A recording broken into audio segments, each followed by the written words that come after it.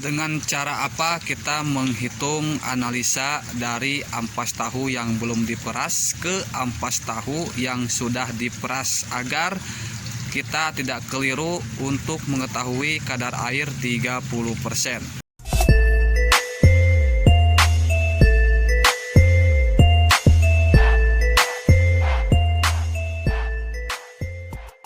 Assalamualaikum warahmatullahi wabarakatuh. Salam merah menggoda dan salam satu media.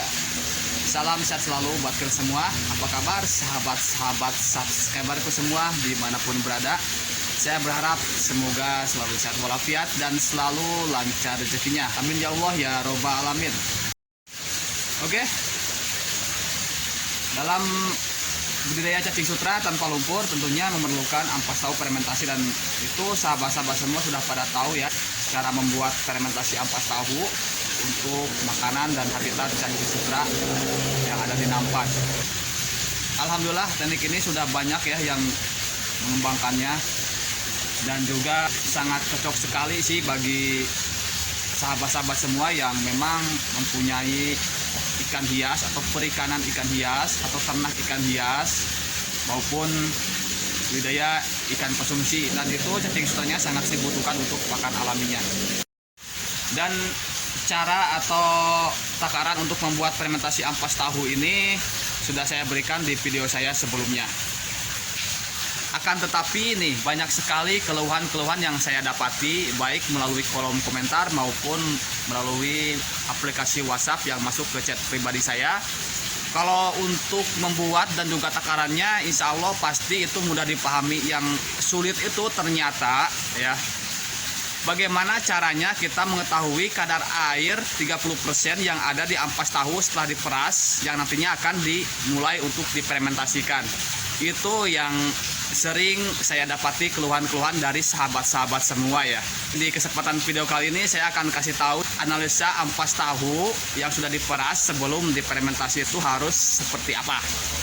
Oke, ini yang harus kalian pelajari juga sebenarnya sih, karena yang pernah saya analisa ampas tahu tersebut, baik itu yang belum diperas maupun yang sudah diperas.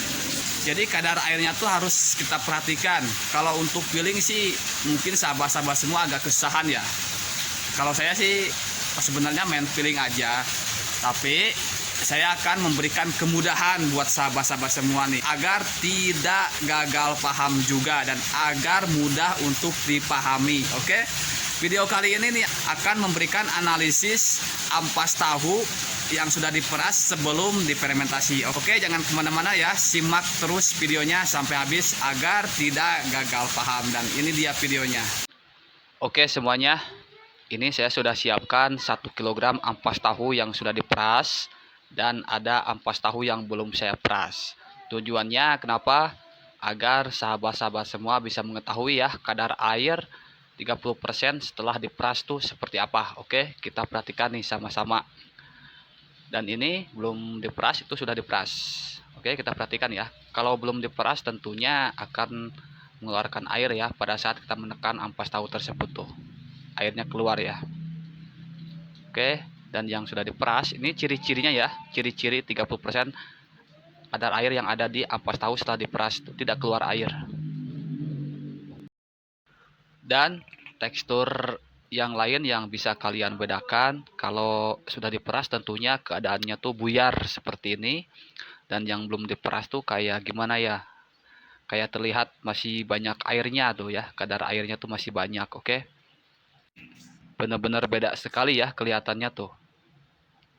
Oke, tapi analisa yang saya maksud bukan dari kita membedakan ciri-ciri ampas tahu mana yang sudah diperas dan mana yang belum diperas, akan tetapi kita akan menghitung ya bagaimana caranya kita untuk mendapatkan 1 kg ampas tahu yang sudah diperas, yang nantinya ampas tahu tersebut akan kita mulai untuk difermentasikan. Oke, saya akan mulai dulu ya menghitung air perasan yang sudah dikeluarkan saat pemerasan ampas tahu. Untuk menghasilkan 1 kg ampas tahu, berapa air perasan yang harus kita keluarkan? Siap-siap untuk buka bukunya ya. Karena ini sangat penting sekali untuk mengetahui kadar air 30% yang ada di ampas tahu setelah diperas, yang nantinya akan dimulai untuk difermentasikan. Oke, cara untuk mengetahui jumlah air perasan tersebut itu bagaimana, dan biasa saya dengan memanfaatkan tabung ukur ya, atau boleh kalian semua bisa memanfaatkan gelas cup atau apa saja yang bisa mengukur jumlah air tersebut. Mari kita mulai ya, dan kita akan menghitung sama-sama. Maaf nih, airnya tuh agak keputihan ya, karena bercampur dengan ampas tahu, tapi tidak apa-apa. Dan ini jumlahnya 100 ml. Oke, kita hitung ya. Ini 100 ml baru satu. Oke. Nah, ini 100 ml 2, 3 ya. Kelebihan. Nah, 4. Oke, 5 tuh. Ini harus habis ya, harus habis. Oke.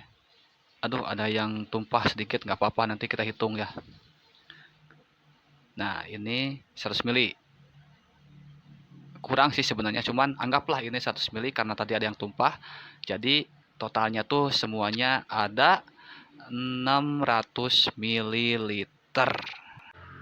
Jadi untuk mendapatkan 1 kg ampas tahu, kita harus membuang air perasan itu 500 sampai 600 ml. Itu hitungan dalam 1 kg ampas tahu. Jadi kalau kita totalkan ya, ampas tahu yang sudah diperas sama airnya ini beratnya sekitar 1,5 sampai 1,6 kg. Nah, jadi kalau kita ingin mendapatkan 1 kg ampas tahu yang sudah diperas, berarti kita menyiapkan 1,6 kg ampas tahu yang belum diperas.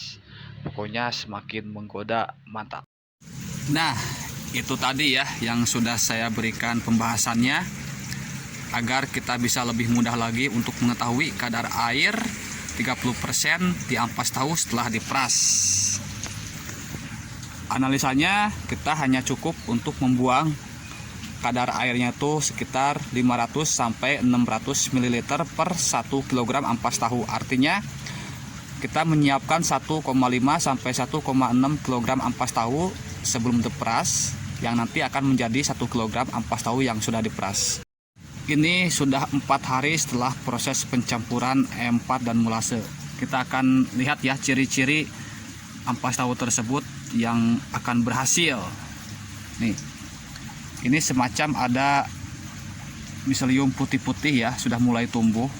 Nah, oke. Tuh, kelihatan ya ada putih-putihnya ini, dan ini masih tipis-tipis miseliumnya.